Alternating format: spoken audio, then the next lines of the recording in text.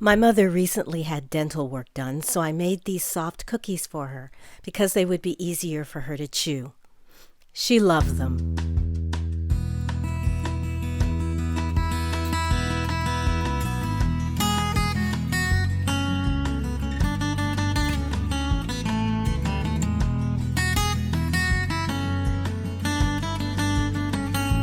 Hi everyone, welcome to the Free Range Diva.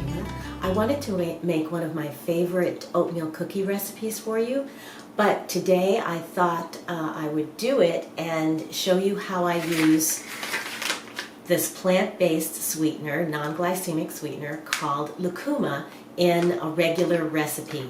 So I'm going to be using just a standard, here's the ingredients right here, and I'm just going to be using a standard oatmeal cookie recipe and subbing out some of the sugar with this Lucuma powder. Okay, let's get started.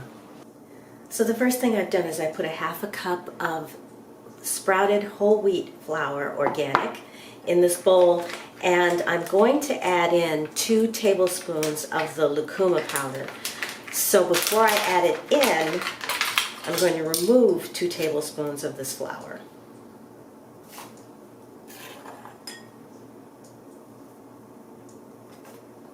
And then insert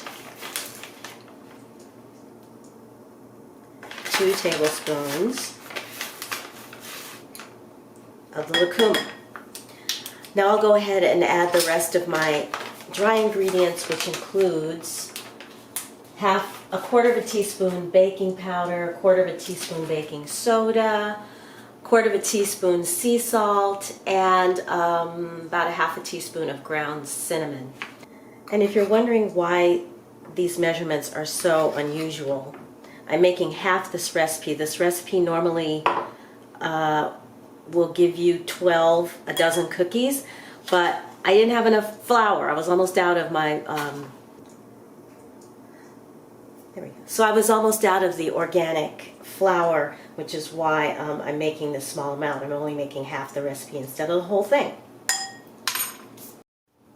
Had to get an extra lamp to get a little more light in here. All right, I'm going to cream the butter and sugar together right now. And so here is half of a cup of sugar. And before I put it in there, I'm going to remove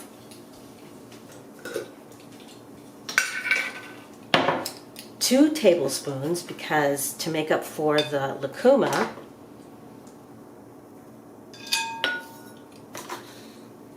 this is raw sugar. And then I'm going to take out an extra tablespoon because I am adding to this recipe dried cranberries, which are sweet, and chocolate chips, which are semi-sweet. All right. So that's the amount of sugar that's left, and that's what's going in here. And then I'll just cream these 2 together and add in the rest of the wet ingredients, which are going to be an egg. Actually, I'll use half this egg, so I'll probably just use the yolk, and a quarter teaspoon of vanilla extract. And then I'll be back when that's all creamed and mixed together.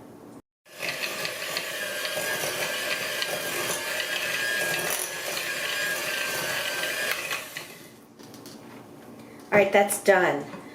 Next I'm going to add the oats, so I'll grab those and show you what's happening with them. Well, I'm getting a little bit ahead of myself. Not time for the oats yet. I have to add the dry ingredients to the mix. Have you ever done that? Where you forget about one ingredient or do things out of order?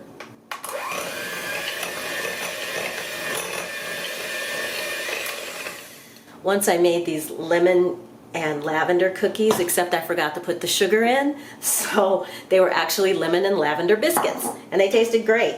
So sometimes, even when you make a mistake, it turns out okay. So here are the oats, and there you go. Trying to adjust, it's dark. It's raining and I have all the lights on, so forgive me if this video is dark. I'm trying to add more light as I can. Let's turn this a little ways that way.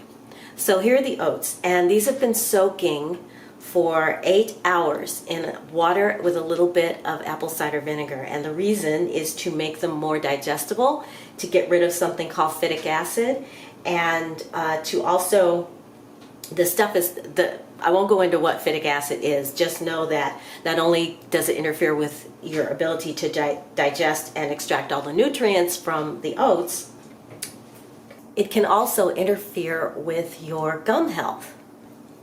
Don't you love that sound? Cookie dough, when you're mixing it up. Do you hear that? All right, before I turn this into one big glutinous mess, I have, these are dried cranberries that I chopped up. I'm not sure how many of these I'm gonna need. Let's start with that. And these are chocolate chips in 2 sizes. Some are big and some are the mini chips. You just want to stir those in so that you'll get a good amount of cranberries and chips in every cookie. And these cookies are big, which is why I should only end up with 6, although I may stretch it to 7 or 8. Let's just see. All right, that looks pretty good. Let's get these on the baking sheet and then into the oven. Batter's very sticky, but I managed to get 10 cookies out of that. So I'm gonna put this in a 350-degree oven, and I'll let you know how long it takes to bake when I take it out. And there they are. These are gonna have to cool for about 20 minutes, and then they'll be ready for a taste test. But so far, they smell really, really good. Okay, ready for a taste test.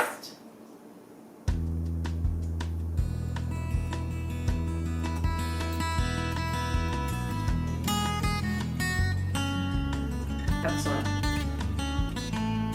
The only difference is that they're soft. I think that using the oats when they're dried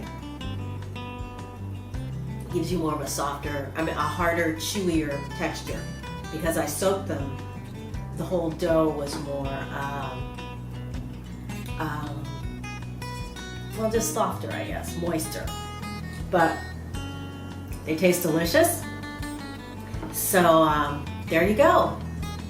A little lower sugared oatmeal cookie. One of the ways that I love to spend a dark, cold, rainy afternoon is baking. So I thank you for spending that time with me today, and until I see you in my next video, I wish you all a lovely day, a wonderful week, take good care of yourselves, and have a low sugar cookie. All right, until I see you again. Bye everybody.